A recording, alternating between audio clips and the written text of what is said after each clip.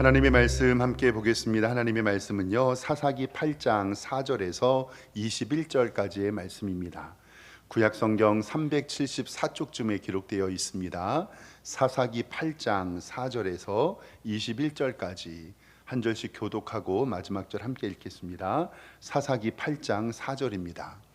기드온과 그와 함께한 자 300명이 요단강에 이르러 건너고 비록 피곤하나 추격하여 그가 숫곳 사람들에게 이르되 나를 따르는 백성이 피곤하니 청하건대 그들에게 떡덩이를 주라. 나는 미디안의 왕들인 세바와 살문나의 뒤를 추격하고 있노라 하니 숫곳의 방백들이 이르되 세바와 살문나의 손이 지금 내 손 안에 있다는 거냐? 어찌 우리가 내 군대에게 떡을 주겠느냐 하는지라. 기드온이 이르되 그러면 여호와께서 세바와 살문나를 내 손에 넘겨주신 후에 내가 들가시와 찔레로 너희 살을 찢으려 하고 거기서 분우엘로 올라가서 그들에게도 그같이 구한즉 분우엘 사람의 대답도 숫곳 사람의 대답과 같은지라. 기드온이 또 분우엘 사람들에게 말하여 이르되 내가 평안히 돌아올 때에 이 망대를 헐리라 하니라. 이때에 세바와 살문나가 갈골에 있는데 동방 사람의 모든 군대 중에 칼든 자 12만 명이 죽었고 그 남은 15,000명 가량은 그들을 따라와서 거기에 있더라. 적군이 안심하고 있는 중에 기드온이 노바와 욕부와 동쪽 장막에 거주하는 자의 길로 올라가서 그 적진을 치니 세바와 살문나가 도망하는지라. 기드온이 그들의 뒤를 추격하여 미디안의 두 왕 세바와 살문나를 사로잡고 그 온 진영을 격파하니라. 요아스의 아들 기드온이 헤레스 비탈 전쟁에서 돌아오다가 숫곳 사람 중 한 소년을 잡아 그를 신문하매 그가 숫곳의 방백들과 장로들 70명을 그에게 적어준지라. 기드온이 숫곳 사람들에게 이르러 말하되 너희가 전에 나를 희롱하여 이르기를 세바와 살문나의 손이 지금 내 손 안에 있다는 거냐? 어찌 우리가 내 피곤한 사람들에게 떡을 주겠느냐 한 그 세바와 살문나를 보라 하고 그 성읍의 장로들을 붙잡아 들가시와 찔레로 숫곳 사람들을 징벌하고 분우엘 망대를 헐며 그 성읍 사람들을 죽이니라. 이에 그가 세바와 살문나에게 말하되 너희가 다볼에서 죽인 자들은 어떠한 사람이들이냐 하니 대답하되 그들이 너와 같아서 하나같이 왕자들의 모습과 같더라 하니라. 그가 이르되 그들은 내 형제들이며 내 어머니의 아들들이니라. 여호와께서 살아계심을 두고 맹세하노니 너희가 만일 그들을 살렸더라면 나도 너희를 죽이지 아니하였으리라 하고 그들의 맏아들 여델에게 이르되 일어나 그들을 죽이라 하였으나 그 소년이 그의 칼을 빼지 못하니 이는 아직 어려서 두려움이었더라. 세바와 살문나가 이르되 내가 일어나 우리를 치라. 사람이 어떠하면 그의 힘도 그러하리라 하니 기드온이 일어나 세바와 살문나를 죽이고 그들의 낙타 목에 있던 초승달 장식을 떼어서 가지니라. 아멘. 우리 주보에 기록된 대로 오른손 높이 들고 믿음의 고백 선포하겠습니다. 나는 천지를 지으신 여호와께 복을 받는 자입니다. 아멘. 우리 옆에 있는 성도님들과 인사하겠습니다. 좌우 돌아보시면서 주님의 이름으로 사랑합니다 이렇게 인사하겠습니다. 네, 주님의 이름으로 사랑합니다. 오늘 예배 잘 오셨습니다. 하나님께서 오늘도 우리에게 은혜 내려주실 줄 믿습니다. 미디안과의 전쟁에서 크게 승리했습니다. 300명의 군사로 미디안의 12만 명을 모두 죽였고 15,000명은 도망갔습니다.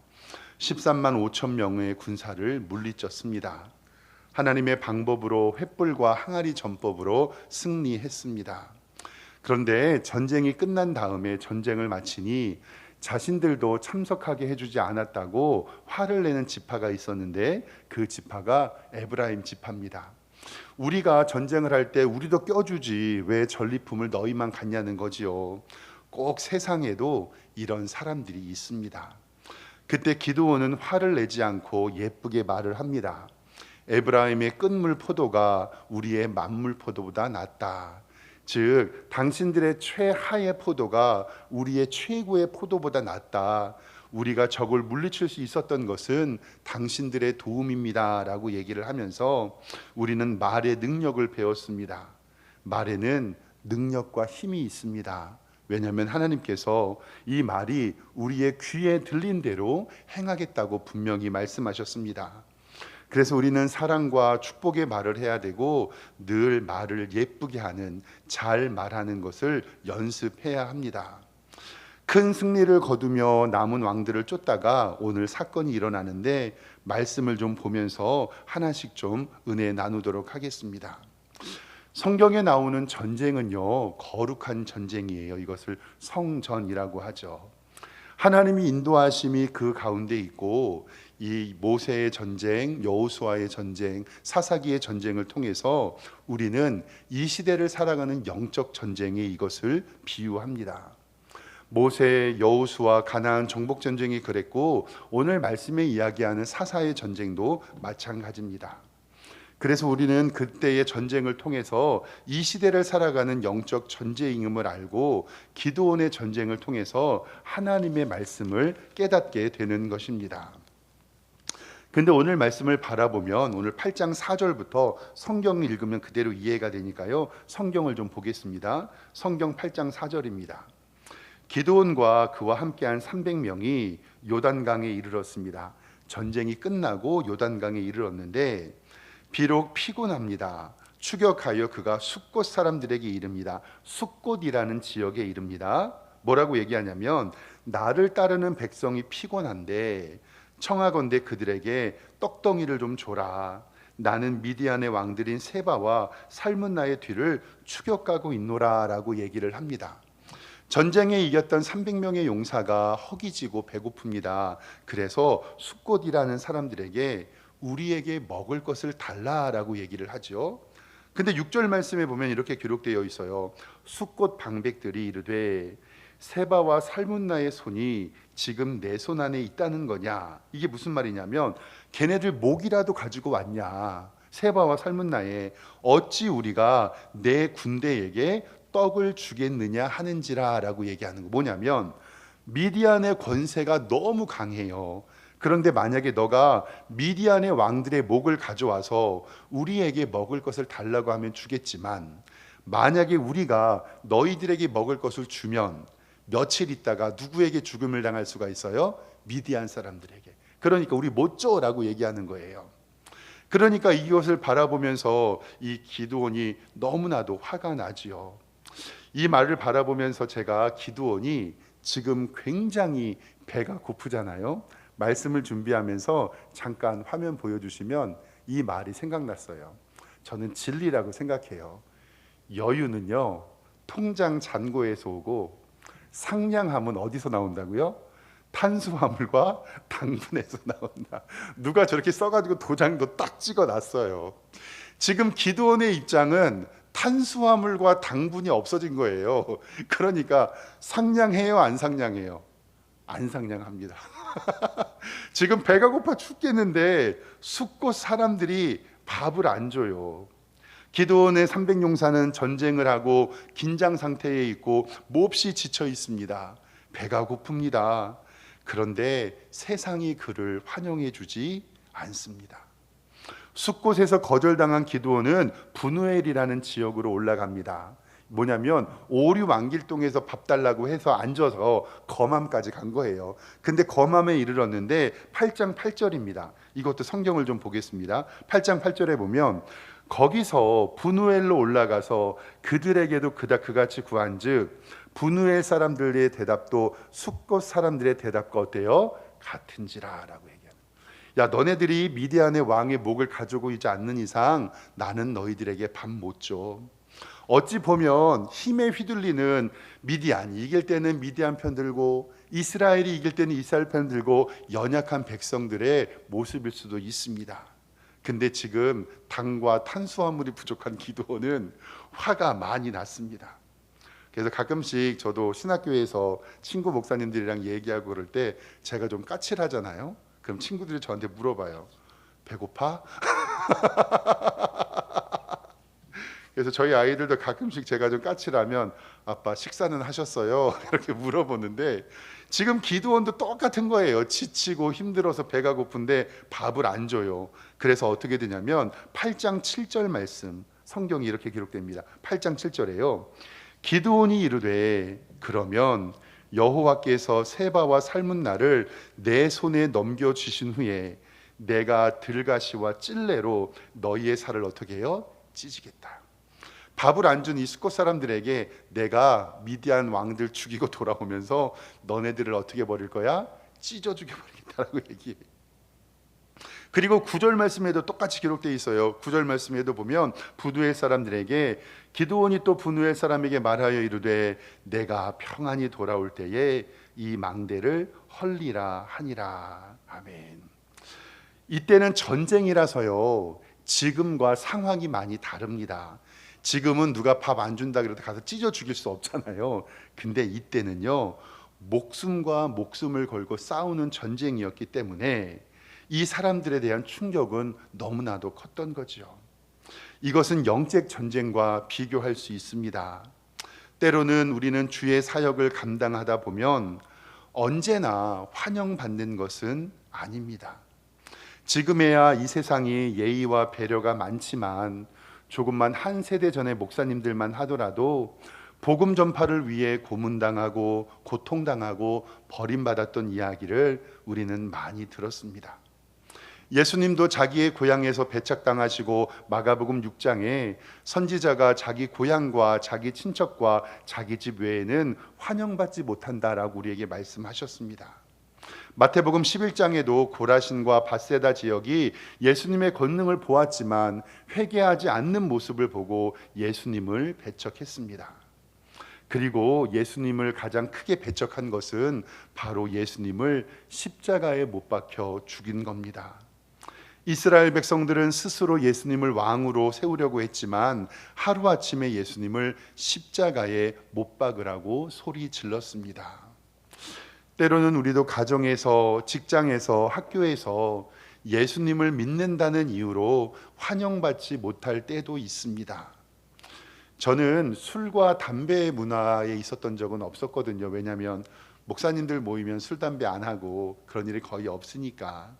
근데 가끔씩 청년들 좀 만나서 얘기를 해보면 요 술, 담배 문화 때문에 어려워하는 청년들 되게 많더라고요. 이렇게 얘기해요. 목사님, 저는 담배를 안 피우는데 꼭 담배 피면서 역사가 이루어진대요. 직장에서 이렇게 있을 때 자기는 담배를 안 피니까 가만히 앉아 있잖아요. 근데 과장님, 부장님이 밥 먹고 오면서 야, 우리 이거 하나 담배 한번 피러 가자. 그리고 나서 자기들끼리 거기서 모든 업무에 회의를 다 하고 오는 거예요. 술 문화도 마찬가지죠.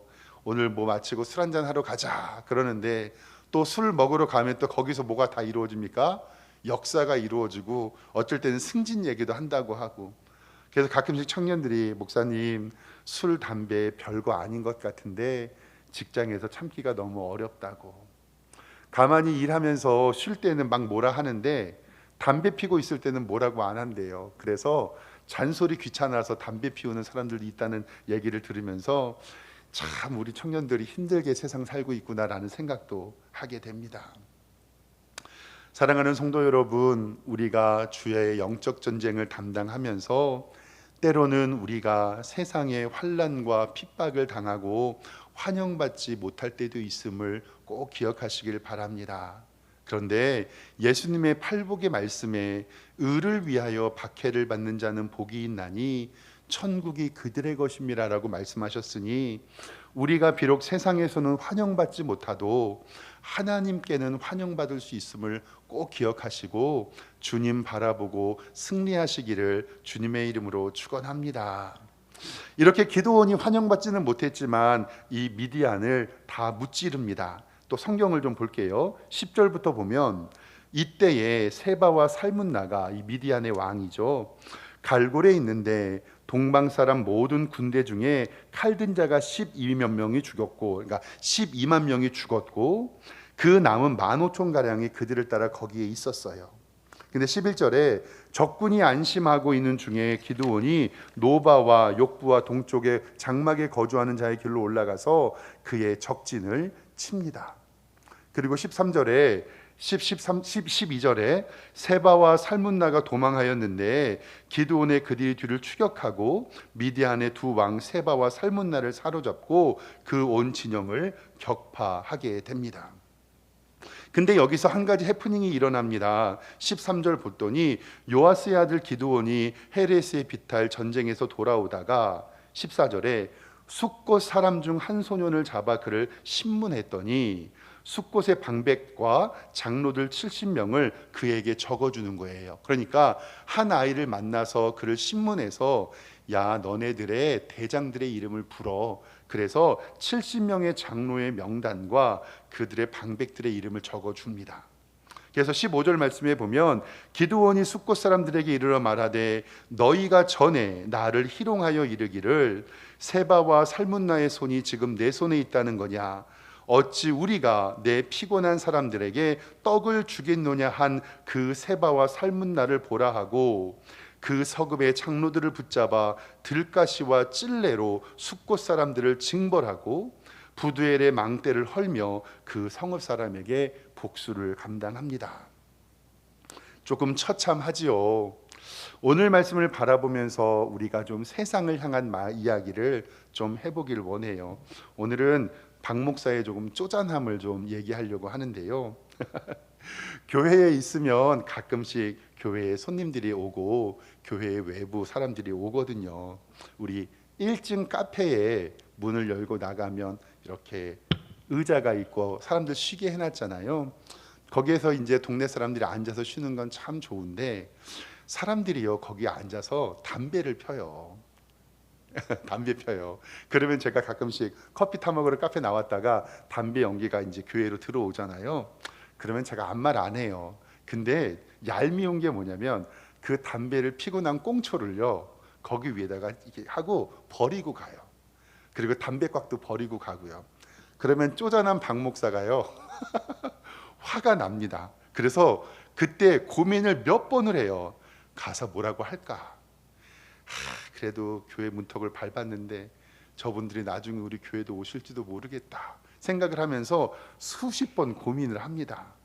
근데 전에 한 번은 그분들이 너무 어지럽히고 커피 먹은 컵하고 담배 그 꽁치 그런 것들을 그거 있잖아요. 커피 통에다가 담배를 넣고 그거를 그대로 놓고 가는 거예요. 얼마나 화가 나요. 그래서 제가 문을 얼른 열고 싹 나갔어요. 그랬더니 그분이 깜짝 놀라죠. 화를 낼 것 같은데 하나님께서 은혜 주셔갖고요. 제가 뭐라 그랬냐면 아유 교회 오셨어요. 차 한 잔씩 드릴까요? 그리고 아무 말 안 했어요. 아무 말. 괜히 그분들하고 얘기해서 싸움 날 것 같아가지고요. 그랬더니 그분들이 자기들도 민망하잖아요. 사람이 없는 줄 알았는데 그러더니 이 쓰레기를 들고 가더라고요. 그래서 제가 언제든지 오세요. 그리고 커피 드시고 싶으면 제가 한 잔 드리겠습니다라고 했더니 민망한지 얼른 가더라고요. 근데요, 성도 여러분, 그분들 얄밉습니까? 안 얄밉습니까? 보통 때는 괜찮은데 그렇게 가끔씩 심술이 날 때가 있어요. 그래갖고 거기다가 제가 코팅해서 담배 피우지 마세요, 뭐 꽁치 버리지 마세요 하려다가 내가 치우자 그리고 말았어요. 근데요 일주일이면 한 담배 꽁초를 40개 50개 정도 주워요. 모르시죠? 그래서 제가 손으로 주워서 손에서 냄새 나가지고요 장갑 끼고 젓가락으로 주워요.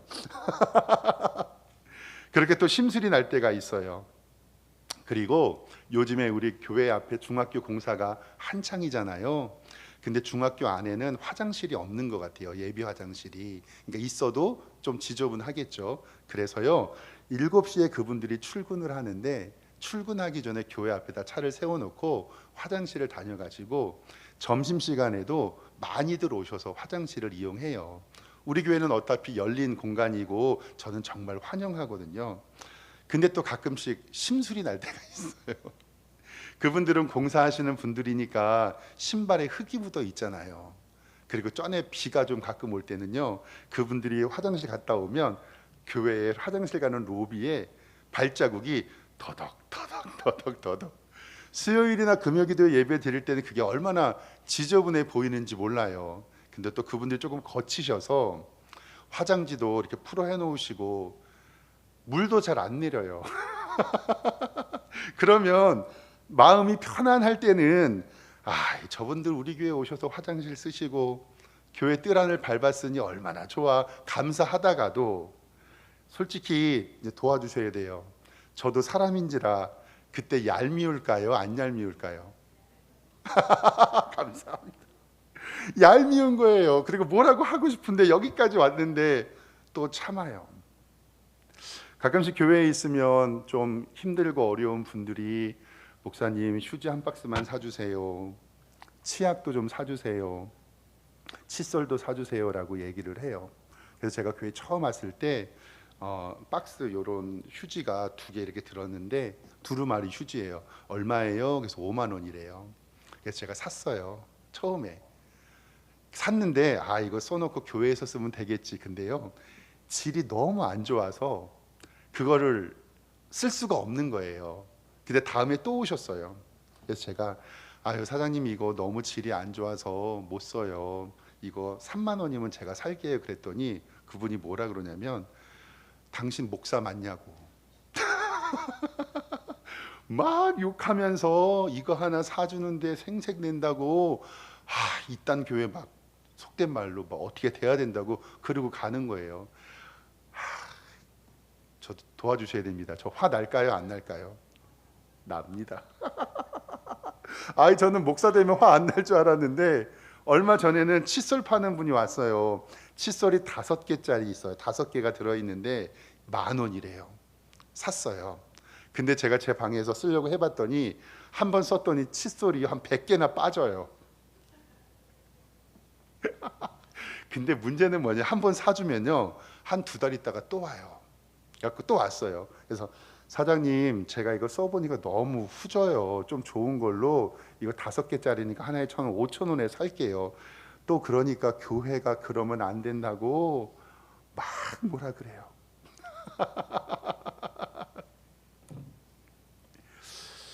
가만히 저도 고민이 돼요. 어떻게까지 해야 될까. 언제는 술 먹고 오시고 자기 집이 부산인데 부산 갈 차비가 없으니까 돈 좀 달라고. 제가 지갑 보여드리면서 저도 돈 없어요.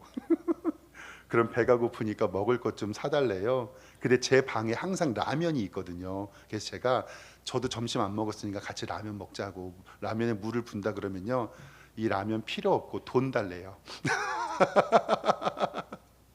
그렇게 교회에 가끔씩 분들이 오셔서 제 방 문도 두들기고 어쩔 때는 전도지도 팔아달라고 하고 뭐 주석도 팔아달라고 하고, 그리고 그분이 정말 말하는지 모르겠는데 원로 목사님 얘기하면서 원로 목사님도 막 팔아요. 근데 제가 이렇게 느낌은 아닌 것 같아.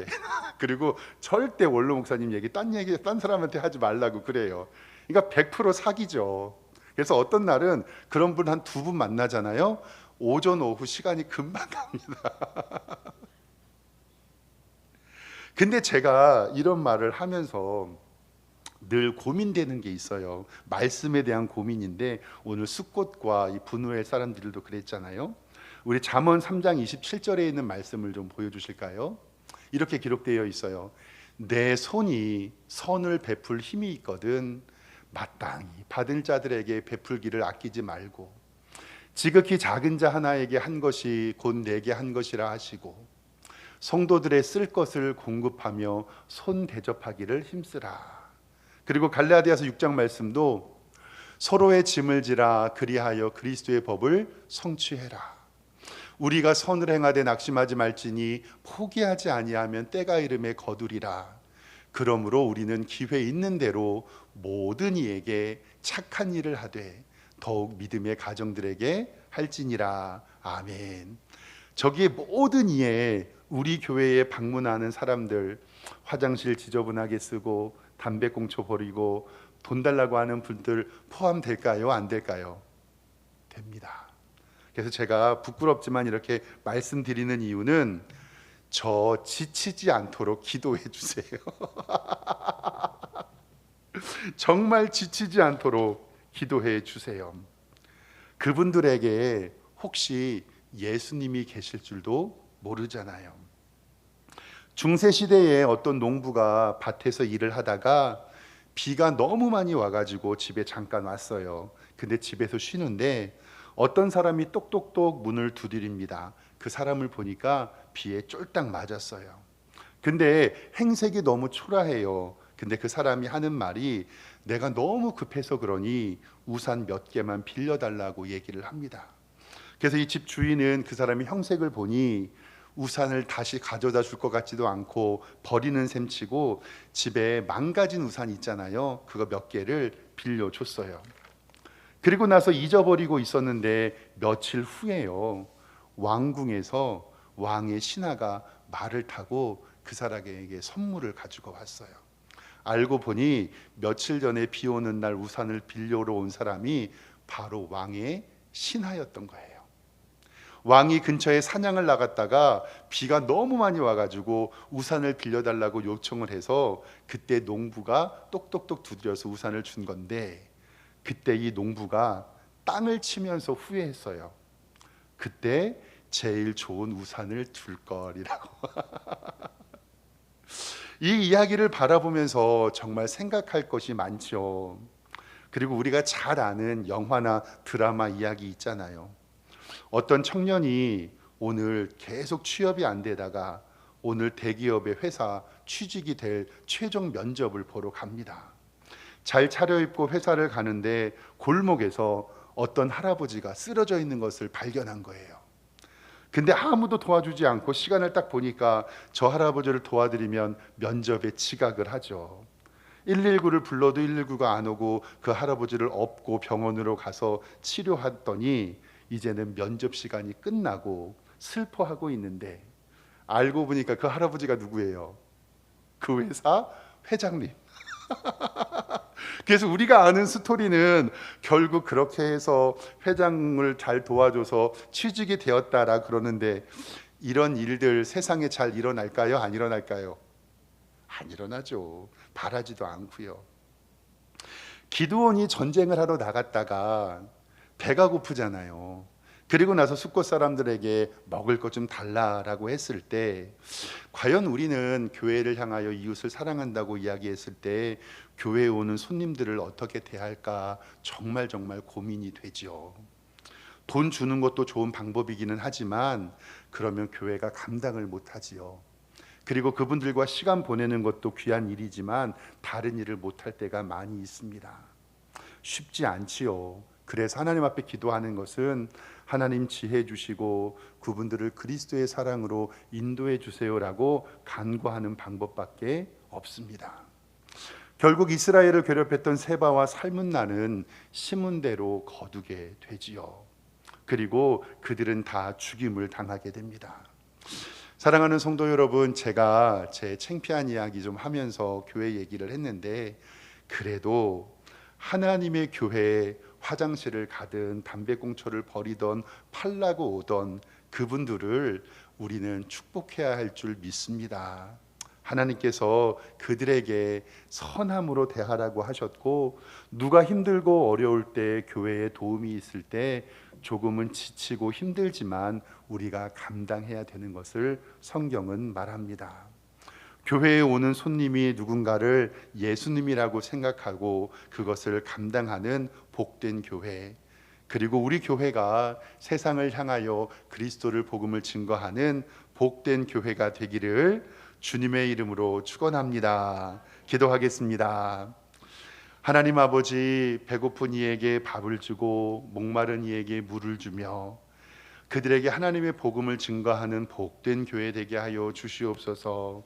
교회를 찾아오는 손님들에게 대접하게 하시고 그들을 그리스도의 사랑으로 안아주는 복된 교회, 사랑의 교회가 우리 석샘교회 될 수 있도록 인도하여 주시옵소서. 주께서 우리 교회에 복과 은혜 주심을 믿고 감사드리고 예수 그리스도의 이름으로 기도드리옵나이다. 아멘.